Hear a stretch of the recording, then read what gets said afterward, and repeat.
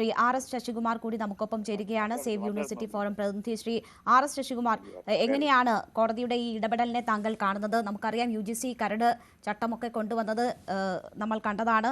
ഈ VC നിയമനത്തിൽ അധികാരം ചാൻസലർക്കാണ് എന്ന കാര്യം സൂചിപ്പിച്ചുകൊണ്ടാണ് അത്തരം നടപടികളും പുതുക്കിയ ചട്ടങ്ങളും ഒക്കെ കൊണ്ടുവന്നത്. പക്ഷേ താൽക്കാലിക VCയുടെ കാലാവധി 6 മാസം എന്നത് സൂചിപ്പിക്കുന്നു. ഈ ബാക്ക് ഡോറിൽ കൂടി നടത്തുന്ന ഇടപെടലുകളിൽ ഒരു മുന്നറിയിപ്പാണോ കോടതിയുടെ ഭാഗത്തു നിന്നും ഉണ്ടാകുന്നത്? ഹലോ, ശ്രീ RS ശശികുമാർ കേൾക്കാമോ? അതെ, യൂണിവേഴ്സിറ്റിയിൽ സ്ഥിരമായ വൈസ് ചാൻസലർമാർ ആവശ്യമാണ്. നമ്മുടെ എല്ലാ സർവകലാശാല ആക്ടിലും 3 മാസത്തിനുള്ളിൽ പുതിയ നിയമനം നടത്തണമെന്നുള്ളതുകൊണ്ട് അപ്പോൾ പരമാവധി ഒരു 3 മാസത്തെ ഗ്യാപ്പ് മുൻകാലങ്ങളിലെല്ലാം വൈസ് ചാൻസലർ നിയമനത്തിൽ മതി. ഇങ്ങനെ അനന്തമായിട്ട് വൈസ് ചാൻസലർമാർ താൽക്കാലികമായി വരുന്ന കാലഘട്ടം ഉണ്ടായിട്ടില്ല. അത് ഉണ്ടാകുന്നതിനുള്ള കാരണവും സർക്കാർ തന്നെയാണ്. സർക്കാരിന്റെ നിർദ്ദേശപ്രകാരം സർവകലാശാലകളുടെ പ്രതിനിധിയെ ബോധപൂർവം കൊടുക്കാതിരുന്നത് കഴിഞ്ഞ വൈസ് ചാൻസലറായിരുന്ന ആരിഫ് മുഹമ്മദ് ഖാനുമായിട്ടുള്ള ഏറ്റുമുട്ടലായിരുന്നു. അപ്പോൾ യൂണിവേഴ്സിറ്റിയുടെ പ്രതിനിധിയെ കൊടുത്തിരുന്നെങ്കിൽ ഇതിനു മുമ്പ് തന്നെ സ്ഥിരം വൈസ് ചാൻസലർമാരെ നിയമിക്കാൻ കഴിയുമായിരുന്നു. ആ നിയമിക്കാൻ കഴിയാത്തത് അവരുദ്ദേശിക്കുന്ന ആൾക്കാരെ ആരിഫ് മുഹമ്മദ് ഖാൻ നിയമിക്കുന്നില്ല എന്നുള്ള ആശങ്ക കൊണ്ടാണ്. തുടർന്നാണ് യൂണിവേഴ്സിറ്റി സെർച്ച് കമ്മിറ്റിയുടെ ഘടനയെല്ലാം മാറ്റിയത്. അപ്പോൾ ഇവിടെ വൈസ് ചാൻസലർമാരെ നിയമിക്കാതെ നീട്ടിക്കൊണ്ടുപോയി സർവകലാശാലയുടെ ഭരണം പ്രതിസന്ധിയിലാക്കിയതിന്റെ ഒന്നാം പ്രതി ഗവൺമെന്റ് തന്നെയാണ്. അത് നമ്മുടെ ഗവൺമെന്റ് കോളേജിലും ഇതേ സ്ഥിതിയാണല്ലോ. 66 ഗവൺമെന്റ് കോളേജിലും പ്രിൻസിപ്പൽമാരില്ല, 13 സർവകലാശാലകളിൽ സ്ഥിരം വിസിമാരില്ല. ഇതെല്ലാം ആക്ഷൻ തന്നെയാണ്. അപ്പൊ ഇവിടെ ഈ ടെക്നോളജി യൂണിവേഴ്സിറ്റിയിലും അതുപോലെ ഡിജിറ്റൽ യൂണിവേഴ്സിറ്റിയിലെ നിയമത്തിൽ 6 മാസത്തിനുള്ളിൽ പുതിയ വൈസ് ചാൻസലർ നിയമിക്കുന്ന സ്പെസിഫിക് വ്യവസ്ഥയുണ്ട്. മറ്റ് സർവകലാശാലൊന്നും അങ്ങനെ ഒരു വ്യവസ്ഥ ഇല്ല. എങ്കിലും 6 മാസത്തിനുള്ളിൽ ആകണമെന്ന് പറയുമ്പോൾ 6 മാസത്തിൽ കൂടുതൽ ഒരു വൈസ് ടെമ്പററി ആയിട്ട് കഴിയില്ല. ശ്രീ RS ശശികുമാർ, ഇപ്പോൾ ഏറ്റുമുട്ടലിന്റെ പാതയിൽ നിന്നിട്ടാണല്ലോ നിയമ പോരാട്ടത്തിലേക്ക് അത് കടന്നത്. അവിടെ ഗവർണറുടെ ഭാഗം നിരസിച്ചിരിക്കുകയാണ് കോടതി ഇപ്പോൾ ചെയ്തിരിക്കുന്നത്. അപ്പോൾ ഇത് ഏറ്റുമുട്ടലിനുള്ള ഇടമല്ല, സംസ്ഥാന സാഹചര്യങ്ങൾ കൂടി പരിഗണിക്കണം. അപ്പോൾ സംസ്ഥാനത്തിന്റെ ആവശ്യങ്ങളും നിർദ്ദേശങ്ങളും കൂടി പരിഗണിച്ച് ഇതിൽ തീർപ്പുണ്ടാകണം എന്നൊരു സാഹചര്യം കൂടിയല്ലേ ഇവിടെ ഉരുത്തിരിയുന്നത്? അല്ല, ഉണ്ട്. പക്ഷെ സർവകലാശാല നിയമത്തിൽ വൈസ് ചാൻസലർമാരെ താൽക്കാലികമായി നിയമിക്കുന്നത് ഇൻ കൺസൾട്ടേഷൻ വിത്ത് അല്ലെങ്കിൽ on the recommendation of the government എന്ന് ടെക്നോളജി യൂണിവേഴ്സിറ്റിയുടെയും ഡിജിറ്റൽ യൂണിവേഴ്സിറ്റിയുടെയും നിയമത്തിൽ പറയുന്നുണ്ട്. അത് എങ്ങനെ neighbouring vice chancellor or pro vice chancellor ഈ രണ്ടേ ഉള്ളൂ. മറ്റൊന്ന് ഗവൺമെന്റ് സെക്രട്ടറിയാ. ഈ 3 പേരിൽ നിന്ന് ഒരാളെ നിയമിക്കണമെന്ന് പറയുമ്പോൾ ഗവൺമെന്റ് സെക്രട്ടറിയെ നിയമിക്കാൻ പറ്റത്തില്ല. സുപ്രീം കോടതി വിധി അനുസരിച്ച് അക്കാഡമിക്സിനെ നിയമിക്കാൻ കഴിയുള്ളൂ. അപ്പോൾ നൈബറിംഗ് വൈസ് ചാൻസലർ മറ്റേ യൂണിവേഴ്സിറ്റിയുടെ വൈസ് ചാൻസലറോ അല്ലെങ്കിൽ പ്രോ വൈസ് ചാൻസലർ ഇപ്പോൾ ഇല്ല.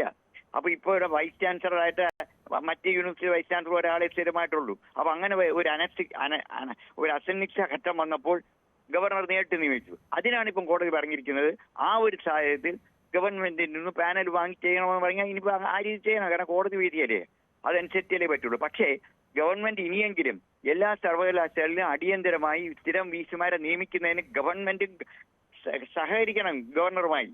അത് ചെയ്തു കഴിഞ്ഞാൽ എല്ലാ സർവകലാശാലയും സ്ഥിരം വൈസ് ചാൻസലർമാരെ ഇവിടെ കോടതി പറഞ്ഞിരിക്കുന്നത് താൽക്കാലിക VC നിയമനം സംസ്ഥാന സർക്കാർ നൽകുന്ന പാനലിൽ നിന്ന് വേണം എന്നതാണ്. നേരത്തെ സിംഗിൾ ബെഞ്ചിന്റെ ഉത്തരവ് അതായിരുന്നു. അതാണ് ഇപ്പോൾ ഡിവിഷൻ ബെഞ്ച് ശരിവെച്ചിരിക്കുന്നത്. ഗവർണറിന്റെ അപ്പീൽ തള്ളുകയും ചെയ്തിരിക്കുന്നു. അപ്പോൾ ഇതിൽ സർക്കാർ ഒരു കക്ഷിയാണ്. സർക്കാർ പറയുന്നത് ഗവർണർ കേൾക്കണം എന്ന കൃത്യമായ മെസ്സേജാണ് കോടതി നൽകുന്നത്. അല്ല, അത് എല്ലാ യൂണിവേഴ്സിറ്റിക്കും ബാധകമല്ല. അത് ഞാൻ പറഞ്ഞു ഡിജിറ്റൽ ഞാൻ എന്തായാലും വിധി ഞാൻ വായിച്ചിട്ടില്ല. എന്നാൽ ഡിജിറ്റൽ സർവകലാശാലയുടെയും ടെക്നോളജി യൂണിവേഴ്സിറ്റിയുടെയും ആക്ടിൽ മാത്രമേ അങ്ങനെ ഒരു വ്യവസ്ഥ ഉള്ളൂ. അപ്പൊ ഈ 2 യൂണിവേഴ്സിറ്റി നിയമമാണല്ലോ ഇപ്പം കോടതിയിൽ പോയത്. അതുകൊണ്ട് ഇതൊരു കോമൺ നിയമമാവുമെന്ന് ഞാൻ പ്രതീക്ഷിക്കുന്നില്ല. മറ്റ് സർവകലാശാലകളിലും തന്നെ സ്ഥിരം മറ്റു വിസിമാരെ ഇങ്ങനെ നിയമിക്കണമെന്ന് വ്യവസ്ഥ ഇല്ല. അതുകൊണ്ട് ഈ 2 സർവകലാശാലകൾക്കും വേണ്ടിയാണ് 6 മാസത്തിനുള്ളിൽ ഗവൺമെന്റുമായിട്ട് ആലോചിച്ച് നിയമിക്കണമെന്ന് പറഞ്ഞിട്ടുള്ളത്. അതുകൊണ്ട് ഈ ജഡ്ജ്മെന്റ് ഈ 2 സർവകലാശാലകൾക്ക് മാത്രമേ ബാധകമാവുള്ളൂ എന്നാണ് ഞാൻ ഇപ്പോൾ മനസ്സിലാക്കുന്നത്.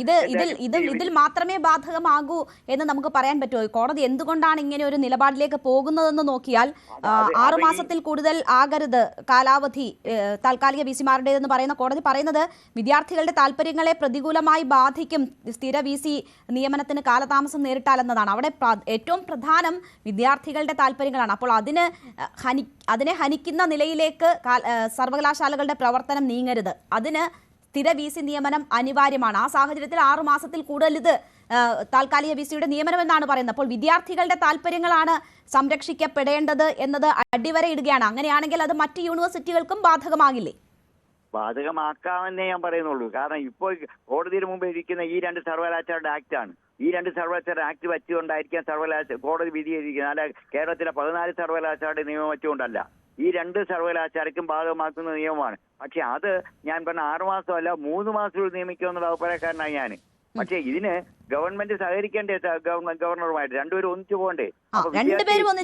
രണ്ടുപേരും ഒന്നിച്ചു പോകണം എന്നതാണ് അവിടുത്തെ സാഹചര്യം. ഇതിപ്പോൾ KTU ഡിജിറ്റൽ വിസിമാർ പുറത്തേക്ക് ഈ ഉത്തരവോടുകൂടി അവർക്ക് പുറത്തു പോകേണ്ടുന്ന സാഹചര്യം തന്നെയല്ലേ ഉണ്ടാവുക? തീർച്ചയായിട്ടും, സംശയമില്ലല്ലോ.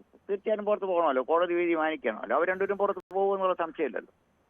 തീർച്ചയായും. എന്തായാലും ഇത് ഇപ്പോഴത്തെ കോടതിയുടെ ഈ ഇടപെടൽ എല്ലാ യൂണിവേഴ്സിറ്റികൾക്കും ബാധകമാകുമോ? കൂടുതൽ നിയമ പോരാട്ടങ്ങളിലേക്ക് പോകുമോ? ഇപ്പോൾ കേരള യൂണിവേഴ്സിറ്റിയുടെ പ്രവർത്തനം പോലും സ്തംഭിക്കുന്ന തരത്തിൽ ദിവസങ്ങളായി അവിടെ തുടരുന്ന നാടകീയ സംഭവങ്ങൾ നമ്മൾ കണ്ടുകൊണ്ടിരിക്കുകയാണ്.